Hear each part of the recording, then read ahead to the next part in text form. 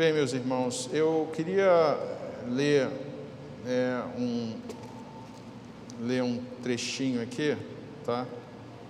Esse trecho se intitula, um trecho, eu diria que de uso militar, tá? Isso aqui vem de um site de instrução militar, tá? E o título dele é Vencendo o Inimigo pelo Coração, tá? Então, assim, dizem, né, os estudiosos, os grandes estudiosos militares, que você vence uma guerra. Isso vem dos grandes estudiosos da época do Império Romano, até muito antes disso. Então, uma guerra ela é vencida em dois aspectos, em dois terrenos, em duas áreas: o aspecto militar e o aspecto político. Então, muitas vezes, quando há uma guerra, procura-se, antes, a Bíblia até fala sobre isso, ao invés de lançar um exército, você procurar mandar embaixadores e tentar convencer para que uma guerra não ocorra. Então, muitas vezes, uma guerra se procura vencer através dos corações, através das pessoas. Então, eu vou ler esse texto aqui, Vencendo o Inimigo pelo Coração, tá?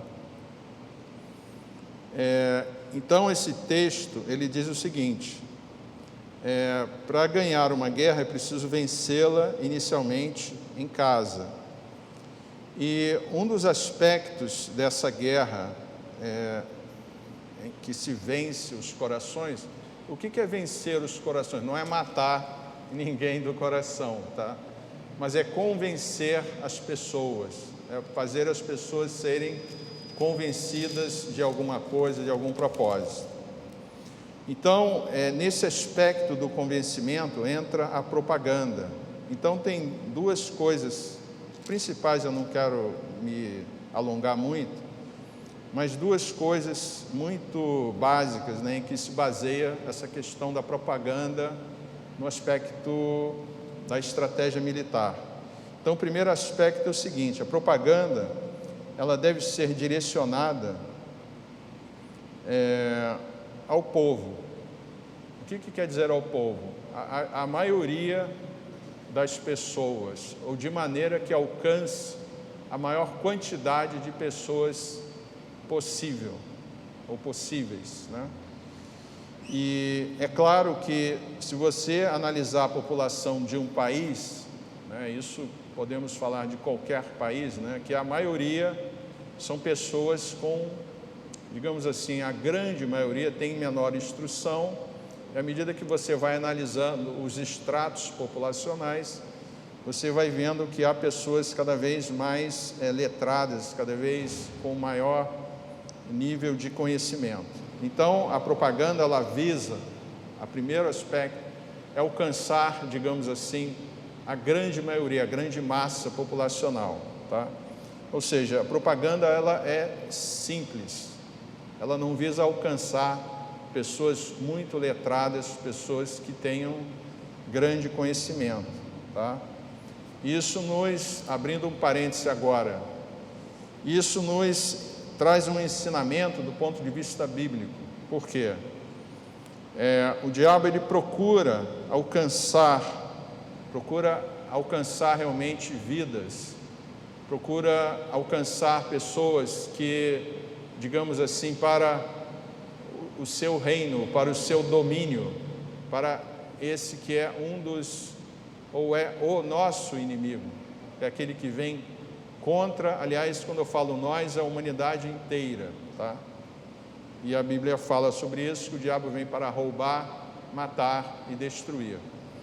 Então, quando a gente realmente considera que isso realmente é algo que nos afeta, porque muitos acham que isso é uma lenda, que isso é uma história, que eu não preciso me preocupar com isso, porque o diabo não existe, tudo bem, cada um tem liberdade de pensar e realmente tomar as suas decisões.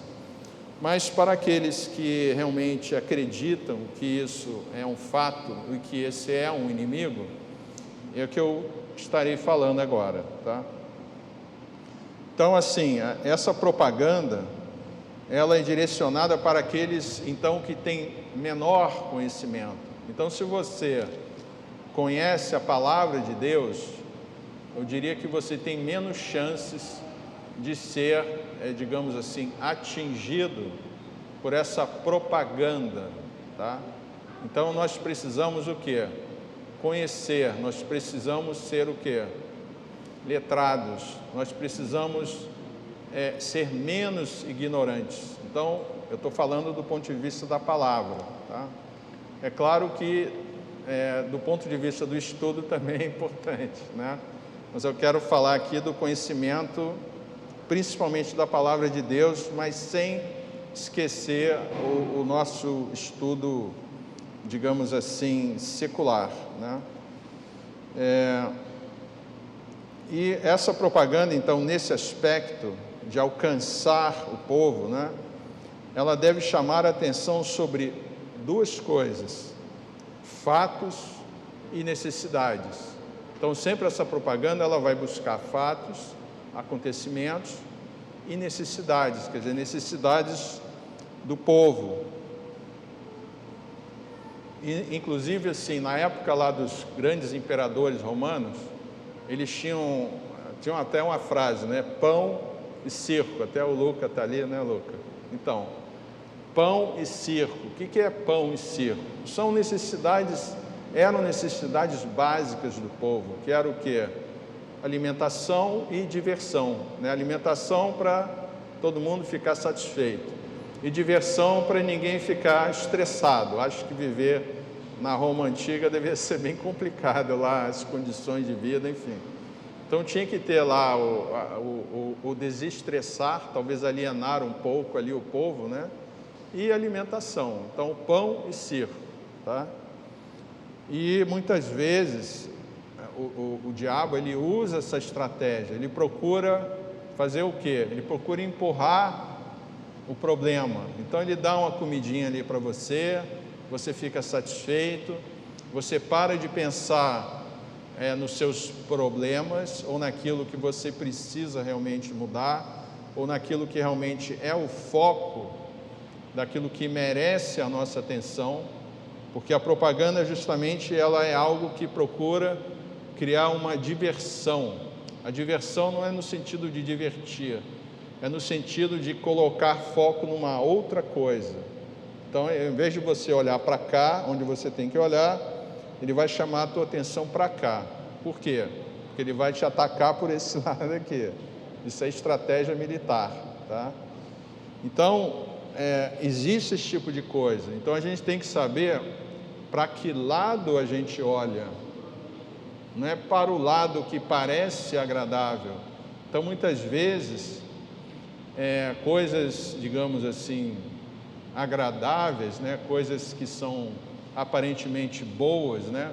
Acabam, digamos assim, ganhando a nossa atenção, quando a nossa atenção tinha que estar sendo posta ou está sendo colocada em outras coisas. Então a gente tem que saber em não deixarmos levar pela diversão ou mudar o foco, ou a gente, ao invés de olhar para onde a gente tem que olhar para a direção errada. Então a gente vê lá, por exemplo, a estratégia de Gideão. A gente leu, né, na história lá de Gideão, que ele quebrou lá aquelas tochas, aqueles jarros. Então o que ele criou com isso? Criou uma confusão. Então ele chamou a atenção lá do exército para aquilo e realmente ele criou ali uma grande confusão. Então muitas vezes o inimigo ele usa estratégias desse tipo. Então a gente tem que saber para onde a gente olha realmente.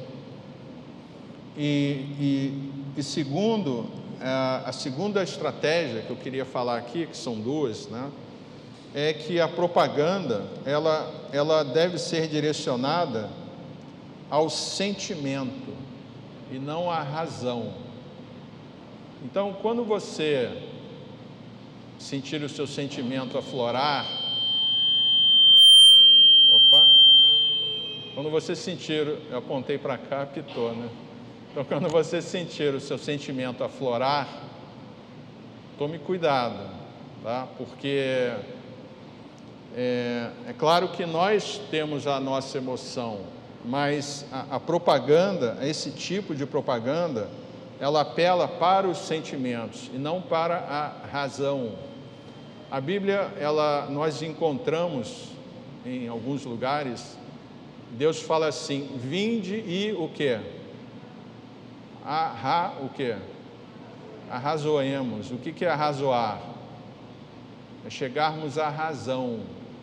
Vamos refletir, vamos pensar, né? Tem pessoas que dizem aí que os cristãos são pessoas bitoladas e manipuladas. O Deus que eu conheço, Ele me chama à razão, tá? Se tem alguém aí que é bitolado, que se diz cristão, eu não sei, tá? Mas nós temos que arrazoar com Deus, nós temos que usar a nossa razão diante de Deus. Deus nos deu a razão, nos deu o cérebro, nos deu condições de pensar, não foi à toa. Hoje em dia a gente tem todo o avanço da ciência, da medicina, né? E isso é algo que Deus abençoa, Deus usa. E nós temos que usar realmente num bom propósito, não numa questão diversionista, não numa questão que mude o foco das coisas. Esses dois princípios, né? Não sei se você sabe de onde eu tirei, né? Mas eu vou dizer agora, eu tirei de um livro chamado Minha Luta. Alguém sabe quem escreveu Minha Luta? O Mein Kampf? Adolf Hitler. Tá? Então eu li aqui uma estratégia, um princípio, né? Claro que ele não inventou essas coisas, tá? Mas ele enfatizou, ele procurou usar de uma maneira realmente específica, né? Para os fins que ele estava buscando, mas isso foi retirado desse livro. Então, assim,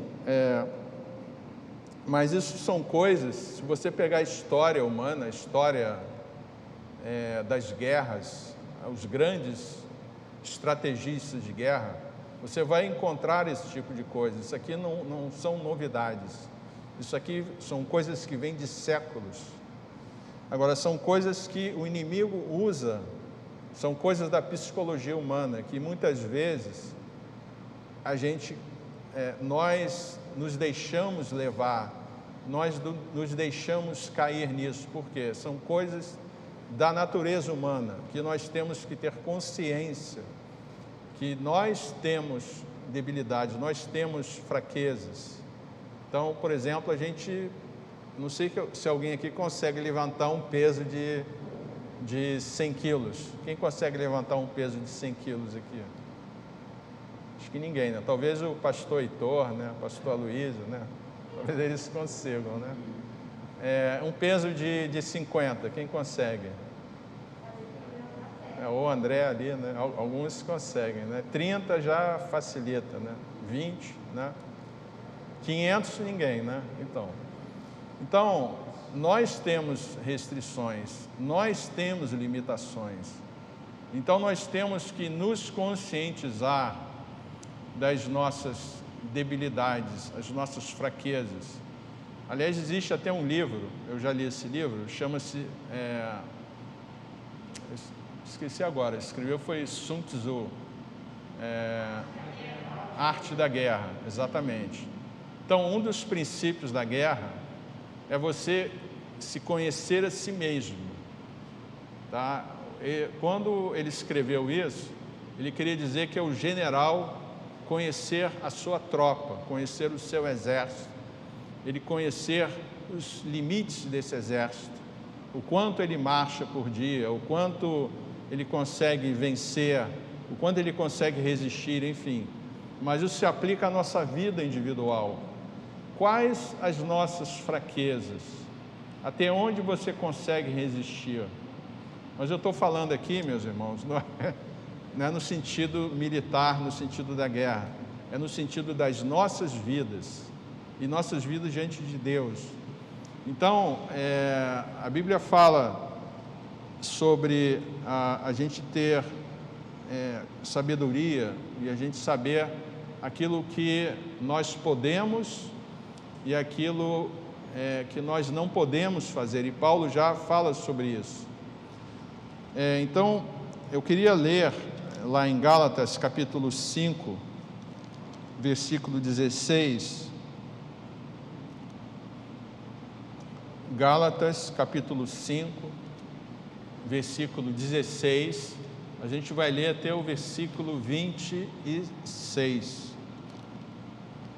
Então diz assim: digo, porém, andai no Espírito, e jamais satisfareis a concupiscência da carne, porque a carne milita contra o Espírito, e o Espírito contra a carne, porque são opostos entre si, para que não façais o que porventura seja do vosso querer. Mas, se sois guiados pelo Espírito, não estáis sob a lei. Ora, as obras da carne são conhecidas e são prostituição, impureza, lascívia, idolatria, feitiçarias, inimizades, porfias, ciúmes, iras, discórdias, dissensões, facções, invejas, bebedices, glotonarias e coisas semelhantes a estas, a respeito das quais eu vos declaro, como já outrora vos preveni, que não herdarão o reino de Deus os que tais coisas praticam. Mas o fruto do Espírito é amor, alegria, paz, longanimidade, benignidade, bondade, fidelidade, mansidão, domínio próprio. Contra estas coisas não há lei. E os que são de Cristo Jesus crucificaram a carne com as suas paixões e concupiscências. Se vivemos no Espírito, andemos também no Espírito. Não nos deixemos possuir de vanglória, provocando uns aos outros, tendo inveja uns dos outros. Amém, Senhor. Então, meus irmãos, essa palavra, ela meio que fala sobre essa questão da nossa luta interna, ou seja, daquilo que nós temos que vencer. O que nós temos que vencer são as nossas fraquezas, as nossas limitações. Então, quando um exército ele vai entrar em guerra e ele quer vencer, ele tem que primeiro saber as suas limitações. Para que isso? Para que ele supere essas limitações. Então, assim também é com a nossa vida. Se nós não conhecemos as nossas fraquezas, aquilo em que nós precisamos uma mudança, uma transformação, aquilo que muitas vezes é uma debilidade, é algo que nos leva ao erro, nos leva a uma derrota. Se a gente não conhece, se a gente não procura conhecer, se a gente não procura realmente olhar e realmente perscrutar, né, uma palavra que a Bíblia fala, né? Então você tem lá um comandante, muitas vezes você vê lá o comandante passando a tropa em revista, né? Aquele desfile, né? Mas aquilo ali, na verdade, assim, é uma maneira meio simbólica de um comandante conhecer o seu exército, ele vê quem é o seu exército, conhecer quem são as pessoas, como elas são, como é que é a cara dela, como é que é a aparência delas. Assim é também conosco, nós temos que nos conhecer. E a gente muitas vezes só se conhece quando a gente vive certas coisas, né? Eu já tenho até há ocasiões. Outro dia eu li até eu nem vou repetir porque fala que a pessoa só conhece o cônjuge quando ocorre uma separação. É uma frase até meio forte, quer dizer, o irmão só conhece o outro na hora lá do inventário, né? É uma coisa um pouco triste, né? Mas muitas vezes, né, a natureza das pessoas, ou a natureza até ruim, digamos assim, né, ela vai se revelar em algumas ocasiões. Muitas vezes uma ocasião muito forte, uma ocasião que exige uma decisão, uma ocasião que exige, assim, digamos, um posicionamento que talvez você nunca tenha tido experiência de ter experimentado realmente aquela situação. Então, por exemplo, a situação da morte, a situação de ter que decidir um inventário, isso é uma coisa que é uma coisa rara, né? Mas muitas vezes as pessoas se revelam.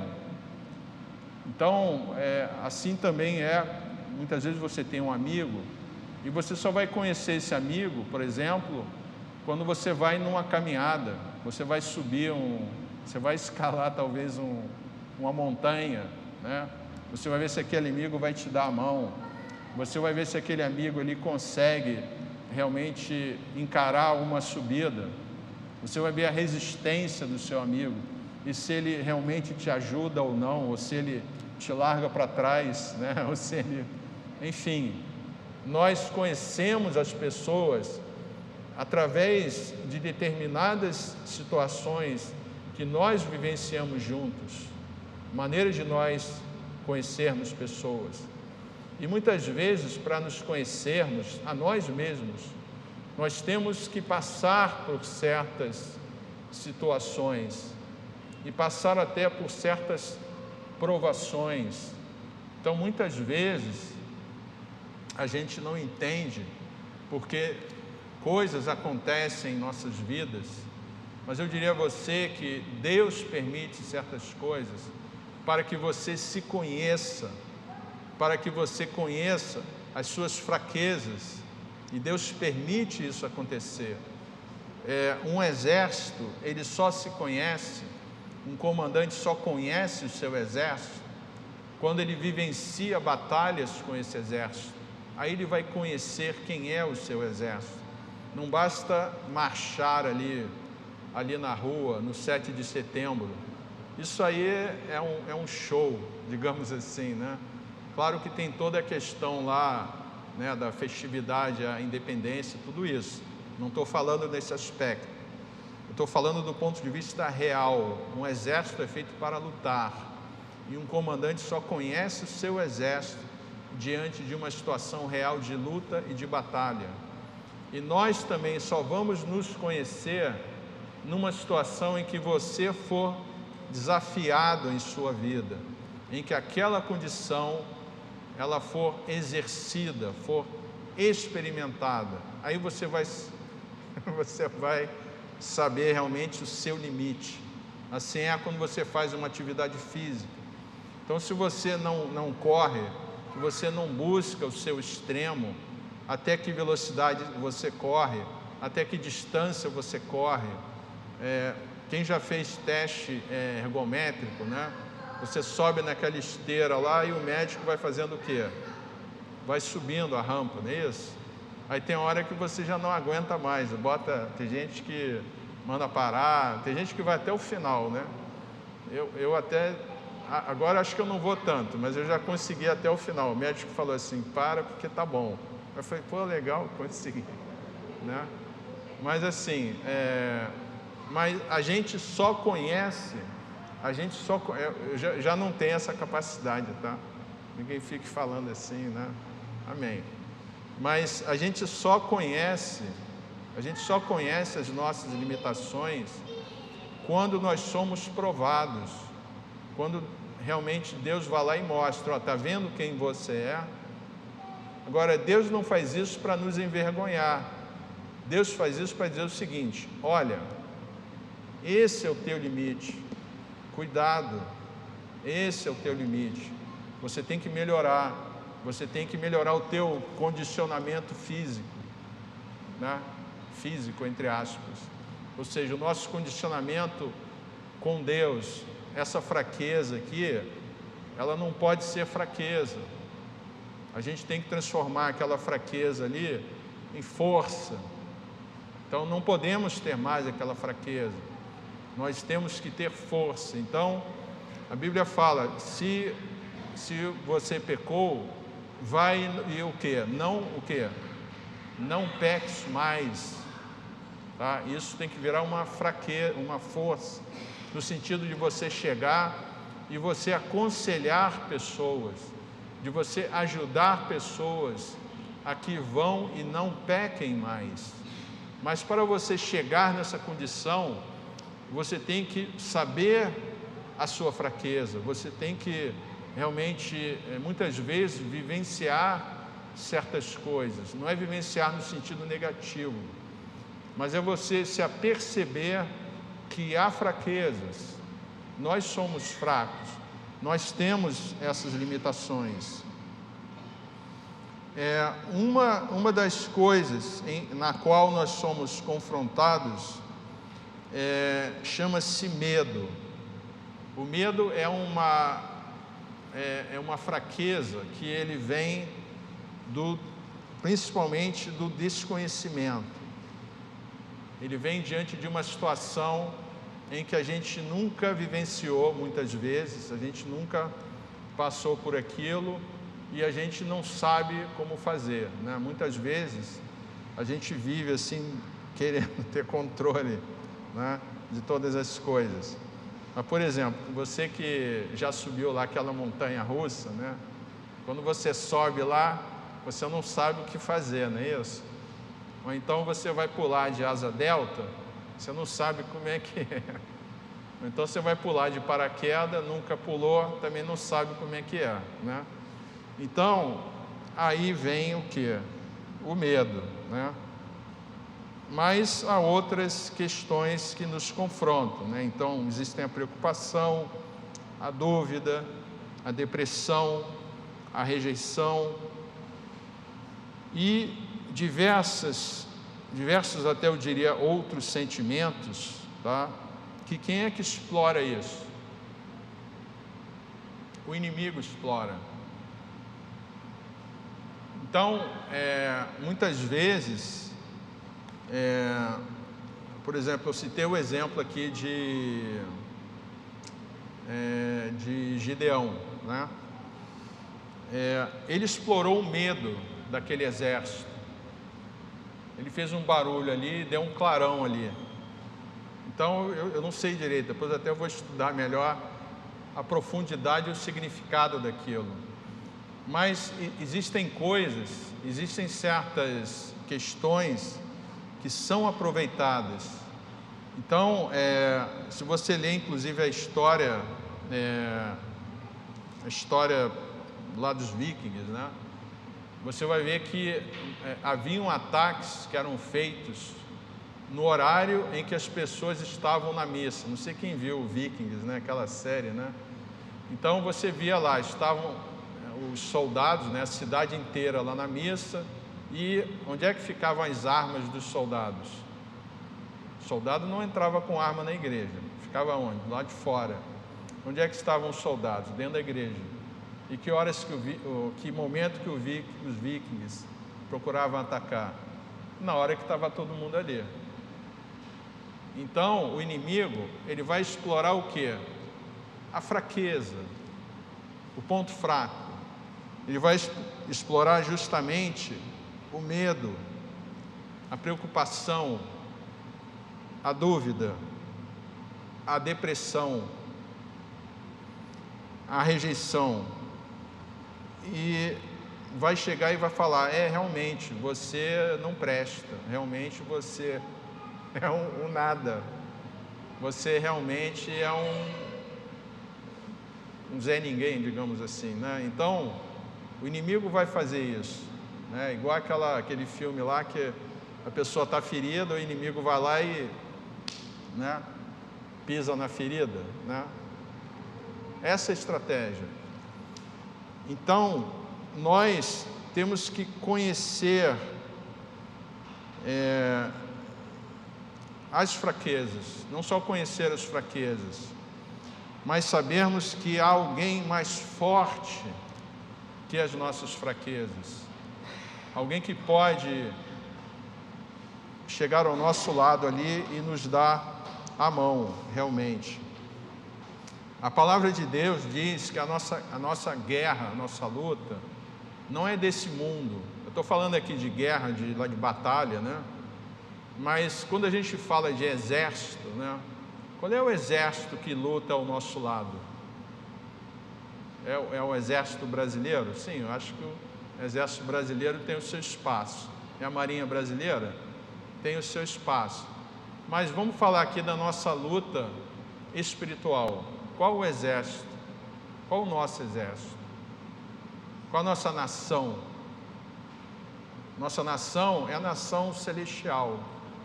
E o exército que vai nos defender é o exército de anjos que Deus vai colocar ao seu redor. E esse exército ninguém derrota. Então esse exército realmente nenhum inimigo consegue vencer. Então nós temos que nos apoiar e realmente depender do Senhor dos exércitos. Ele que vai nos dar a mão, Ele que vai nos dar socorro ali.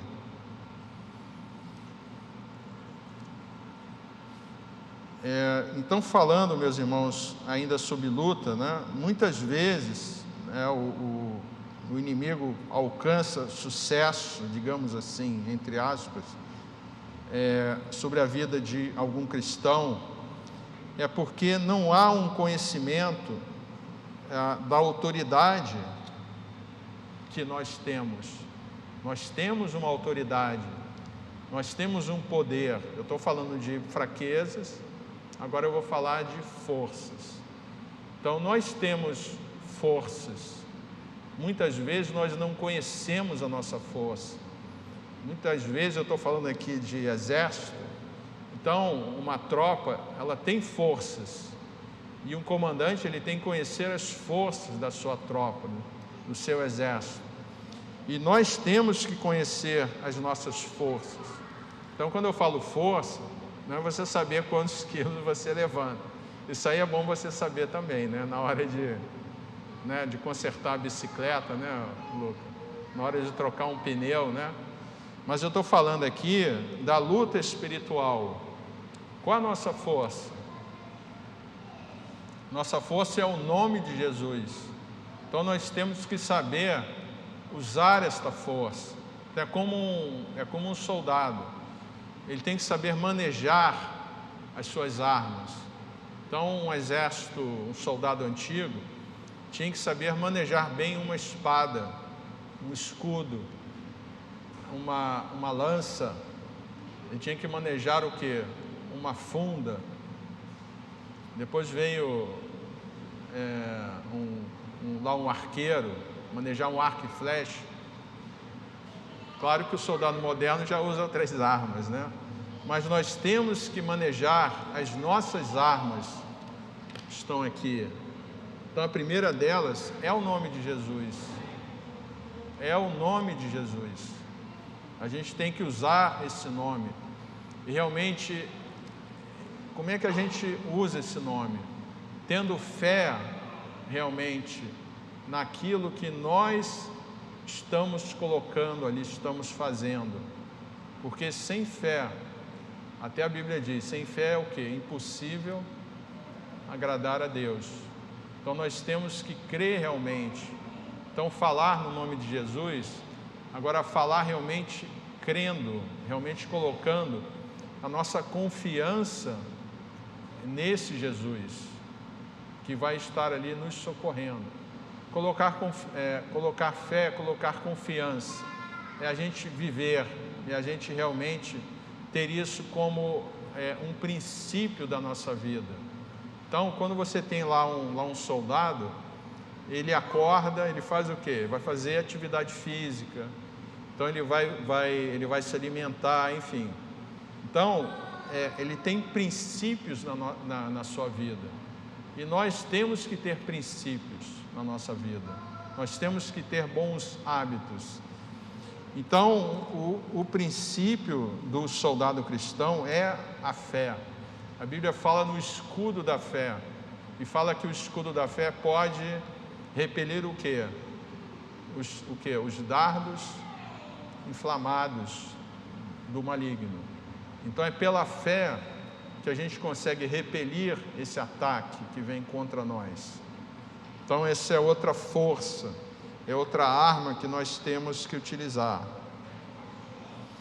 Outra coisa que nós precisamos é o treinamento. Então, assim, a gente tem que não só saber que nós temos armas ao nosso dispor, armas que estão aqui, estão disponíveis para nós, mas nós temos que ter prática, nós temos que ter o quê? Costume no uso. Não adianta assim, eu tenho, mas de vez em quando eu uso, né? Então, por exemplo, lá lá em Israel, por exemplo, né, os jovens, outro dia eu estava vendo interessante, uma moça que faz especiais sobre Israel. Acho que é a Aline, depois você bota no YouTube, é bem legal. Vou fazer uma propaganda aqui, né? É bem interessante. E teve um dia que ela falou sobre o serviço militar, né?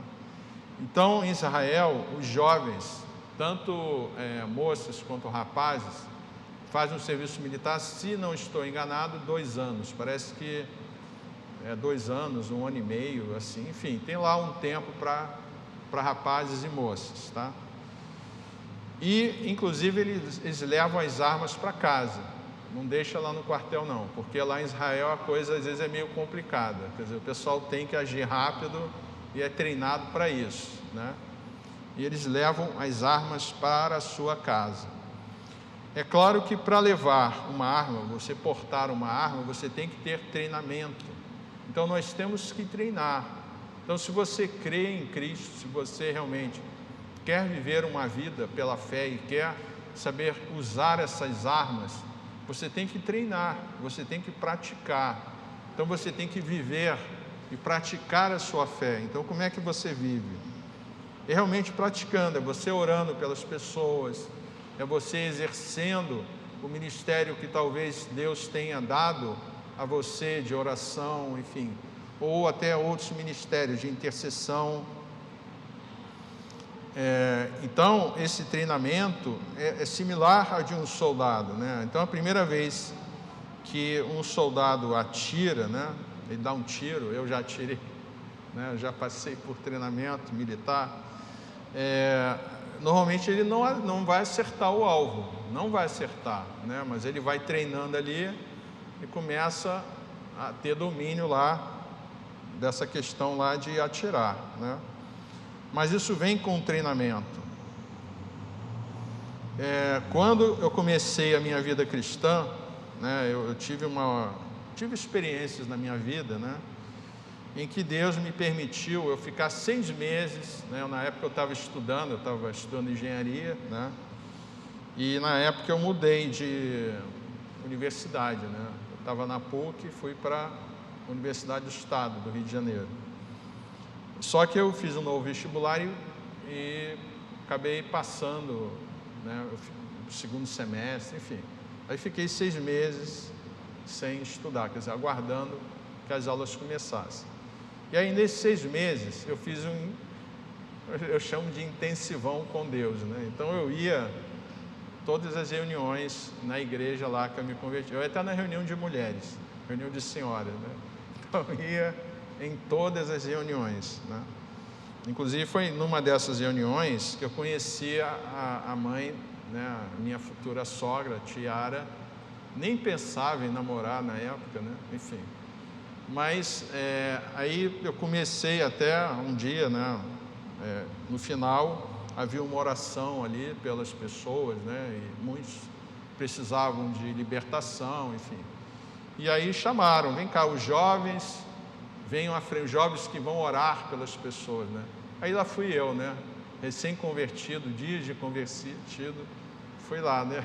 E a mãe, a Tiara da Ana, minha esposa, né? Me chamou, vem cá, fica aqui do meu lado, porque Acho que ela pensou assim, aqui é pedreira, fica aqui, porque aqui o negócio é sério, né? Digamos assim, né? Enfim, mas aí eu comecei meu treinamento militar ali, né? Já me jogou na linha de frente ali, né? De cara a cara, assim, né? Então, assim, é claro que Deus foi permitindo, né? Eu fui aprendendo, Deus foi orientando, né? Mas, meus irmãos, nós temos que nos deixar realmente levar, né? Nos deixar sermos conduzidos, melhor dizendo, né? Pela vontade de Deus, pelos planos que Deus tem para nossas vidas. Aqui em Efésios 6, capítulo 12, nós encontramos o seguinte, Efésios 6, 12.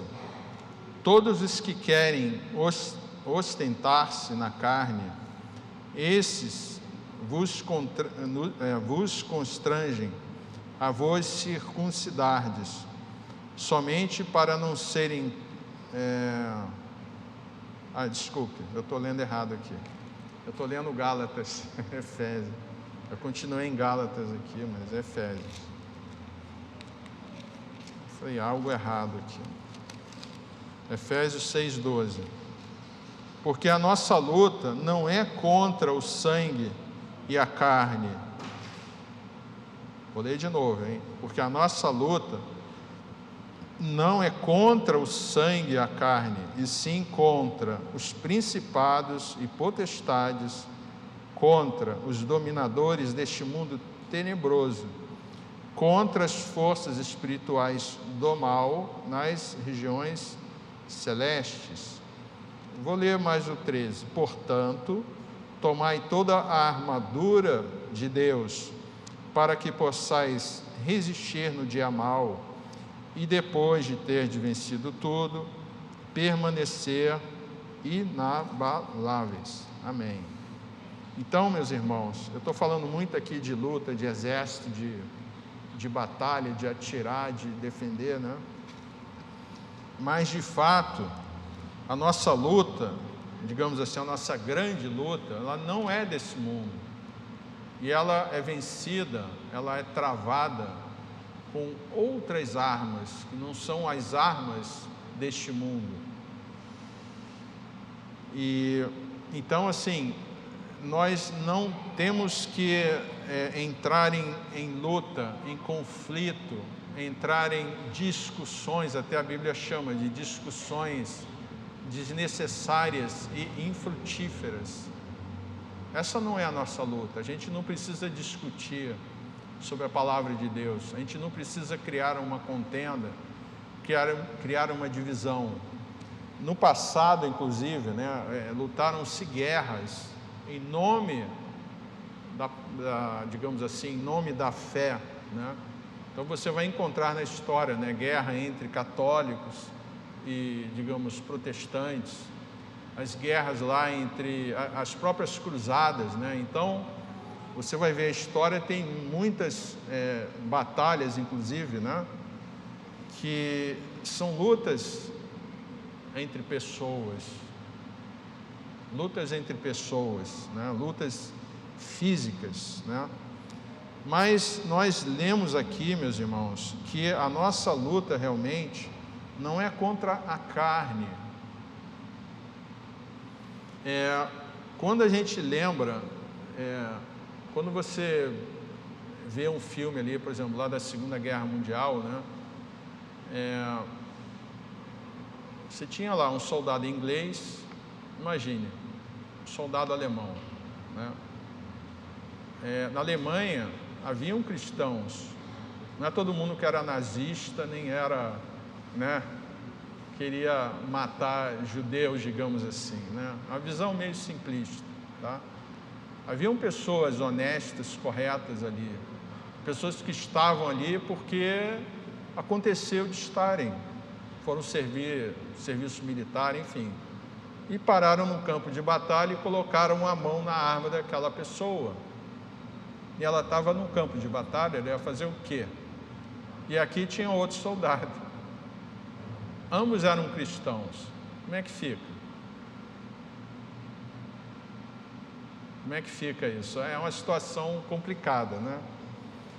Mas, de fato, meus irmãos, a nossa luta, ela não é contra a carne. Se a gente olhar essa situação, é uma situação que parece meio louca, né? Porque são dois cristãos lutando entre si. Se a gente abstrair toda a questão ali do nazismo, né? Enfim, toda a questão secular, digamos assim, a questão contextual, né? Do ponto de vista bíblico, isso é uma coisa completamente ilógica. Por quê? São dois cristãos ali, e a Bíblia diz o quê?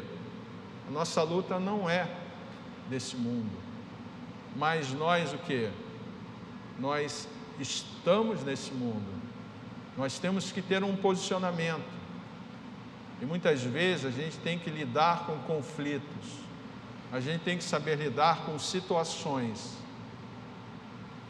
e tomar decisões, as decisões corretas e as decisões certas. E às vezes é difícil, não estou dizendo que é fácil, mas nós temos que colocar prioridade nas coisas. E qual a prioridade número 1? Qual a nossa luta? A nossa luta, essa é a nossa luta principal. Pelo menos eu espero que seja, né, para todos. Mas, amém? Amém, acho que todos concordam, amém. Então, assim, nós temos que ter prioridade e saber o que são os valores, o que é de importância em nossa vida.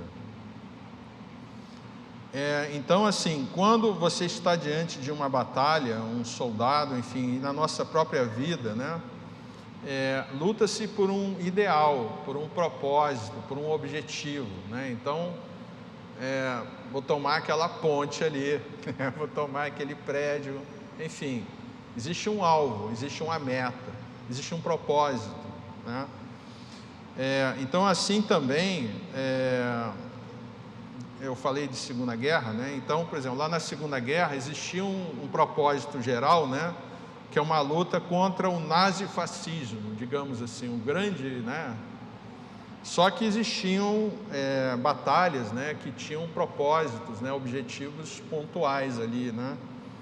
E assim é também a nossa vida. Nós temos assim uma luta, uma grande luta, digamos, né, o grande propósito, que é uma luta contra o mal.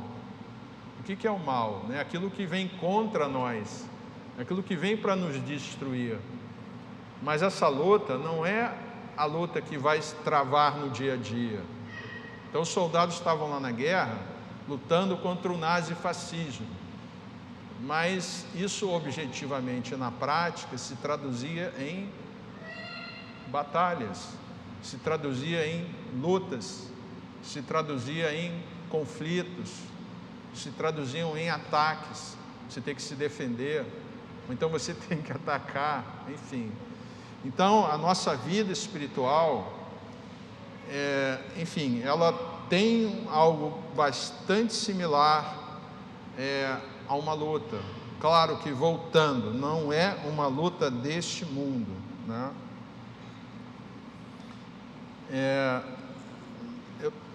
Quando a gente fala de guerra aqui, né, a guerra espiritual, né, a gente pensa assim, isso não acaba, né? Que coisa, né? Guerra é um negócio, né? Quando você olha um filme, né? Quem vivenciou, é um drama, é uma coisa até muito triste, há muito sofrimento, né? Eu diria até, se a gente procurasse, se a gente conseguisse enxergar o mundo espiritual, né? Eu acho que a gente ia se... Não sei, talvez a pessoa morresse de desgosto, de tristeza, né? Porque há muita coisa acontecendo.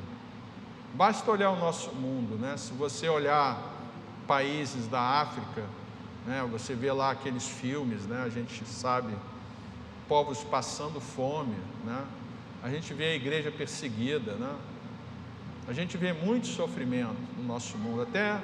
Se a gente andar um pouco ali, né, em locais, bairros carentes, né, talvez até eu conheço pessoas que têm trabalhos na África que dizem, olha, uma situação numa comunidade no Rio de Janeiro nem se compara a determinados lugares na África, nem se compara. Então, assim, não se compara em termos da própria necessidade, da pobreza, da miséria em que se vive, né? Então, eu diria o seguinte, meus irmãos, nós vivemos num mundo que é miserável e tem a sua tristeza, tem a sua, digamos assim, tem a sua destruição, tem o seu resultado de uma guerra. Isso é uma guerra espiritual. É claro que você pode alegar os problemas sociais, políticos, tudo bem, mas veja que, conforme eu disse, a guerra tem um grande propósito. Qual o grande propósito do inimigo? Roubar, matar e destruir. Mas nós temos batalhas, nós temos lutas, nós temos, digamos assim, determinadas conflitos que vão ser pontuais, vão ser localizados e que nós é que teremos que lutar. Cada um aqui vai ter que se conscientizar e vai lutar essas batalhas. Isso é de um contexto daquilo que nós vivemos. Agora, essa guerra, meus irmãos, ela começou há muito tempo. E ela começou no momento em que o homem caiu. A gente olhar lá em Gênesis, né, que Deus colocou o homem e a mulher para estarem lá, né, cultivar, manter, né? Você lendo ali, você vai ver que eles descobriram, eles descobriram, Adão e Eva, que Deus tinha o quê? Um adversário. Deus tinha um adversário. A palavra Satanás significa adversário. É aquele que é o quê? Contrário. Contrário a você, contrário a algo. Enfim, isso é o significado. E a história, você lendo na Bíblia, você vai ver que, primeiramente, Satanás, ele se voltou contra Deus. E em seguida, o que ele fez? Ele se voltou contra a criação de Deus, que é o homem. E eles descobriram que havia esse adversário.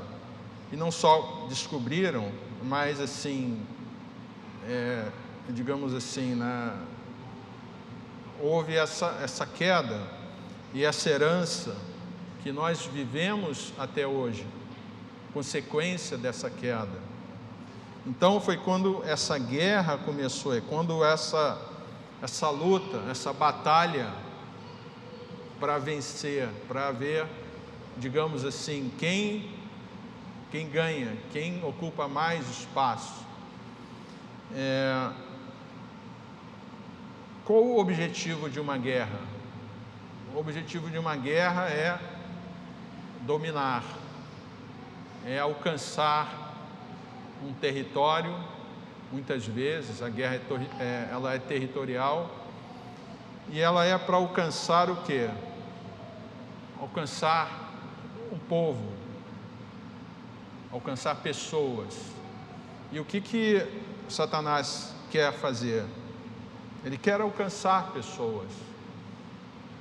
E que pessoas são essas? Pessoas que talvez nem se importem, achem que tanto faz, né? Deus não existe, né? Ou o que for será, né? Enfim, né? Então nós temos que entender, meus irmãos, que há uma guerra espiritual e que há um inimigo que quer dominar e quer ocupar, se não um território, né? Mas quer ganhar o quê? pessoas, almas. Isso a gente tem que estar assim, realmente ciente disso.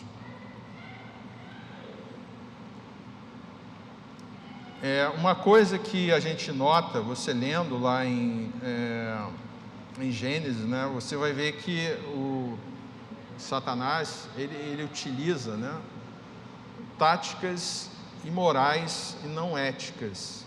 Então, aquilo que eu li no início desse culto, né, eu li duas coisas que Hitler usou. Isso são táticas. E Satanás até hoje usa táticas. Então, nós temos que realmente ter sabedoria para nós não cairmos nessas armadilhas, né? Quando Deus alertou Adão e Eva, a gente pode até ler em Gênesis 2, capítulo 16.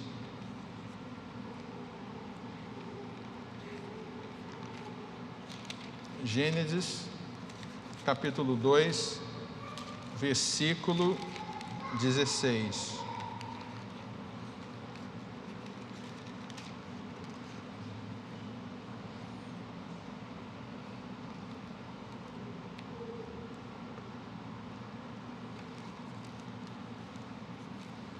E diz assim: e o Senhor Deus lhe deu esta ordem: de toda a árvore do jardim comerás livremente, mas da árvore do conhecimento do bem e do mal não comerás, porque no dia em que dela comeres, certamente morrerás. Então, meus irmãos, o erro, né, muitas vezes a gente vê lá, é a maçã, né, comeu a maçã. Tem uma série aí que tem a maçã azul, né? Maçã azul, né? Amanhã vai ter um dizendo que é a maçã roxa, né? Enfim. Mas o que Deus falou é o seguinte: olha, você não vai comer dessa árvore aqui. Agora, a principal coisa, meus irmãos, não assim, foi a desobediência. A desobediência. Então você tem aqui uma coisa que foi dita: olha, isso aqui você não faz. E a pessoa vai e faz.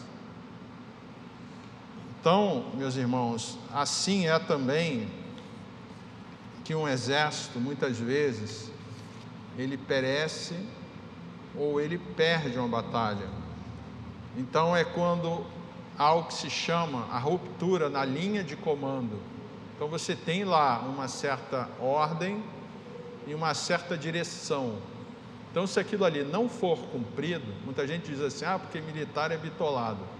Tudo bem, dependendo do que você está falando, você pode ter razão, ou você não entende nada do que o militar faz. Digamos assim, né? Então, quando existe uma ordem, existe uma direção, aquilo ali é uma questão de vida ou morte. Então, aquilo ali é para ser seguido, porque muitas vezes aqui tem um ataque aqui e tem um outro ataque aqui. Então, se isso não for muito bem coordenado, pessoas vão morrer e aquilo ali não vai acontecer, né? Digamos assim, né? E eu tive também a oportunidade também de trabalhar numa indústria. Eu sou aposentado da Petrobras, né, em que coisas explodiam e pegavam fogo, né?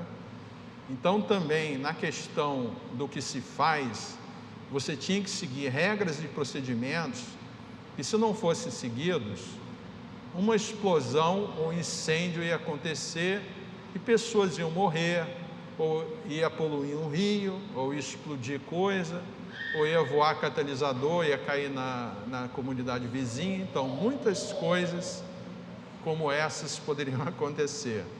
Agora, isso acontece, meus irmãos, quando a gente despreza o ensino, a gente despreza uma orientação. Então, quando Deus nos dá uma orientação,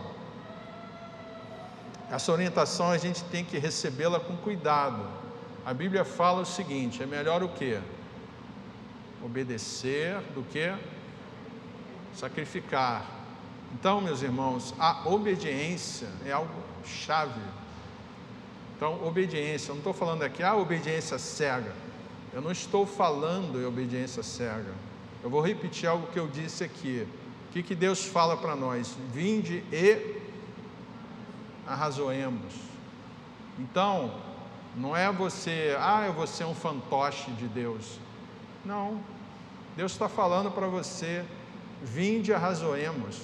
Se você acha que é fantoche, então você não sabe arrazoar. Você não entendeu o que está sendo dito. Então, agora, a obediência é algo que é consciente. Consciente. Então, Deus falou para Adão o seguinte: olha, não come. Agora, o que Adão fez? Ele comeu. Por quê? Porque ele tinha condição de escolha. Ele tinha uma coisa chamada livre-arbítrio. Deus não tirou isso. Deus não quer fantoches. Deus não quer... Tem gente que diz, porque cristão é tudo manipulado. Bom, se você acha isso é porque você não sabe, você não conhece, né? Então, Adão não foi manipulado. Ele escolheu o que ele quis. Nós temos a liberdade de escolha. Os cristãos têm liberdade de escolha. Agora, nós temos que saber fazer as nossas escolhas, né? Então, assim, nós temos que escolher. E nós temos que saber que a obediência, muitas vezes, é questão de vida ou de morte. Vida ou de morte. Uma decisão, ela pode levar à morte, ou pode levar à vida. Então a gente tem que ter consciência disso, que a obediência é a chave no processo da nossa vida. Obediência a Deus, né? Basicamente, que eu estou falando. E também assim, na guerra espiritual, o nosso foco, né, ele tem que estar pautado nas orientações do nosso comandante. Então, quando um exército também ele está lutando lá, né, às vezes ele está lutando aqui, né, aí o exército inimigo vai e joga uma fumaça aqui, né, é uma estratégia, joga uma fumaça aqui. Fumaça é para você não ver nada do que está acontecendo ali, né, para você não ver o que está acontecendo, para o inimigo fazer alguma coisa aqui que você não está vendo, né. Então, mas se o comandante sabe, olha, essa fumaça aí, não fica com medo não, porque a gente sabe, né, tem um satélite aqui, e a gente sabe o que está acontecendo ali, né. Mas às vezes o soldado ali não sabe, né, mas o comandante sabe. Então, meus irmãos, muitas vezes a gente está diante de certas situações em que a gente não tem a visão do todo, mas o nosso Deus, que é o nosso comandante, Ele tem a visão do todo. Então, se Deus deu uma palavra para você, ou você sabe, olha, essa coisa aí, é melhor você não fazer, né? Aí você fica assim, não, mas puxa, eu queria tanto fazer, né, aquela coisa, a tentação, né, vou falar assim, né? Mas Deus está falando, olha, não faz que é melhor, ouve o que eu estou falando, né? Estou falando até uma coisa assim, mais simples, né? Mas existem coisas sérias, coisas mais importantes, coisas até mais decisivas em nossa vida, em que a direção de Deus é a melhor direção. É a melhor direção. Por quê? A direção de alguém que está vendo o quê? O campo de batalha inteiro. Muitas vezes a gente está vendo o quê? A gente é um soldado e está vendo ali aquele pedacinho ali, ó. Mas o comandante, ele tem muito mais informações. Tem rádio, enfim, tem informações que vêm Tem até uma área, toda tropa tem uma área de informações, né? Que são espiões, de fato, né? Então, busca o quê? Informações para processo decisório. Então, o comandante, ele tem informações. Então, quando Deus nos dá uma palavra, quando Deus falou para Adão, olha, não come. Por quê? Porque Deus sabia o que ia acontecer. Deus sabia a consequência daquilo. Então, se você tem uma palavra, assim, sobre algo, né? Você tem que refletir, você tem liberdade de escolha. Deus não vai te obrigar a nada. Agora, saiba que existe uma consequência nas decisões que nós tomamos, sejam elas melhores, sejam elas inapropriadas, né? Então, assim, Satanás, naquele momento, ele falou a Eva, falou o seguinte, sobre comer o fruto da árvore, né? Satanás sugeriu que Deus mentiu para eles. Não, Deus mentiu para vocês. É certo que vocês não vão morrer. Contou o quê? Uma mentira. Então, as coisas do diabo vêm assim, vem a mentira mesmo, né?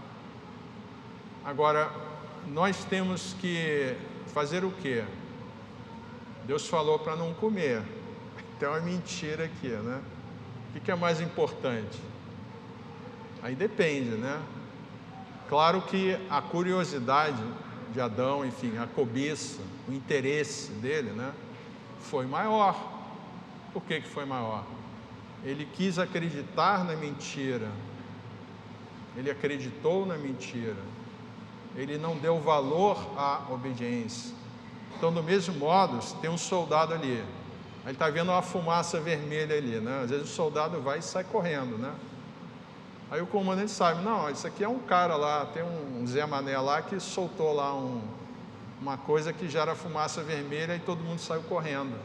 Não era para sair correndo, né?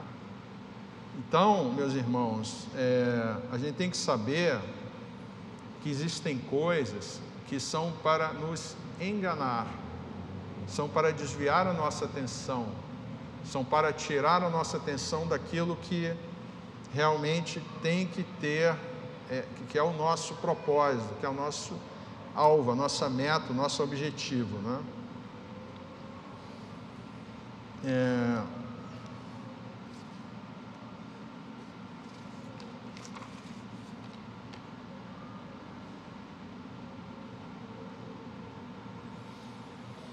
Bom, eu tinha mais coisas para falar aqui.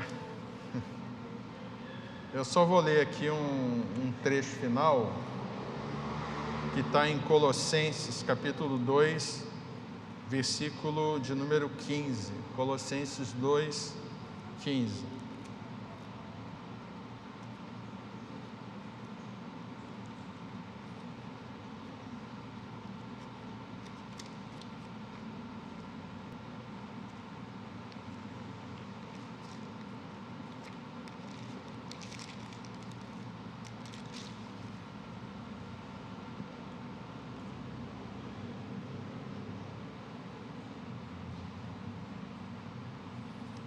Que nós lemos: e despojando os principados e as potestades, publicamente os expôs ao desprezo, triunfando deles na cruz. Amém. Meus irmãos, então, o nosso inimigo foi vencido. É isso que nós lemos. Foi vencido. Então, por mais que você tenha uma luta, por mais que você tenha batalhas, você tenha desafios, saiba que esse inimigo, ele foi vencido. No final da Segunda Guerra Mundial, Hitler estava lá no bunker dele lá, né? Só que aquele momento, os momentos derradeiros da guerra, né? A Alemanha estava o quê? Vencida. Então, assim, é parecido, né? Então, o diabo está o quê? Vencido, derrotado. Agora, ele não vai se entregar facilmente. Então, nós temos que saber o seguinte: o inimigo está vencido. Então, você não tem que ter medo. Você não tem que... esse ser espiritual, está vencido, está derrotado. Então, use isso a seu favor. Isso é uma das armas a nosso favor. Esse inimigo está vencido. Então, exerça o poder que você tem dado através do nome de Jesus. Está aqui. As instruções da batalha, da guerra, estão aqui. Amém. Vamos orar então. Senhor Jesus, nós queremos realmente colocar nossas vidas, Senhor, diante de Ti. E realmente, Senhor, queremos Te pedir, Senhor, ajuda-nos a realmente lutar, Senhor, conforme devemos lutar, Senhor, e realmente não sendo distraídos por coisas que muitas vezes chamam a atenção, muitas vezes nos distraem, muitas vezes mudam o nosso foco, Senhor. Mas ajuda-nos, Senhor, realmente, dá-nos a Tua graça, a Tua bênção, que possamos realmente estar confiantes em Ti, Senhor, possamos entregar nossas vidas verdadeiramente a Ti, Senhor, numa entrega verdadeira e completa, Senhor. Ajuda cada um aqui, Senhor, na sua vida, na sua casa, no seu lar, no seu trabalho, enfim, tudo aquilo que realiza e está envolvido e onde vive, onde está, enfim. Que o Senhor dê vitória a cada um, Senhor, em cada uma dessas áreas, desafios, Senhor. E ajuda-nos, Senhor, a sermos realmente mais do que vencedores, Senhor. No nome de Jesus. Amém, Senhor.